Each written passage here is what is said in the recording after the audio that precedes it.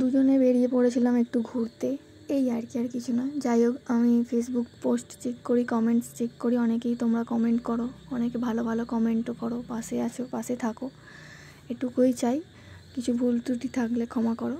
যাই হোক, দুজনে মিলে বেরিয়ে পড়েছিলাম একটু ঘুরতে।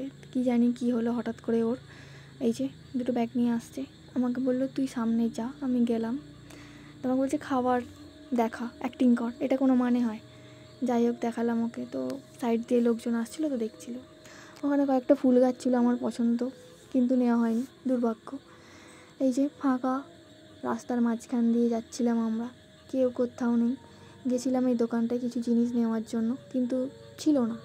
শেষে বললো চল খাওয়া দাওয়া করে আসি, বিরিয়ানি। হঠাৎ করে বললো নতুন দোকান হয়েছে চলো। কি জানি আমার কি হয়েছে, গিয়ে এরকমভাবে বসেছিলাম, মনে হয় আমাকে খেতে দেয়নি।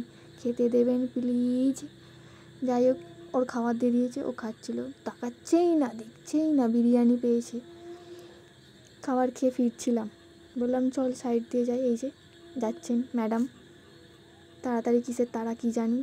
আবার বিকেলে আমাকে নিয়ে বেরিয়েছে, দেখাচ্ছি কোথায় নিয়ে যাচ্ছে আমাকে। ইচ্ছা না থাকলেও যেতে হয় কিছু কিছু টাইম। তো যাচ্ছিলাম।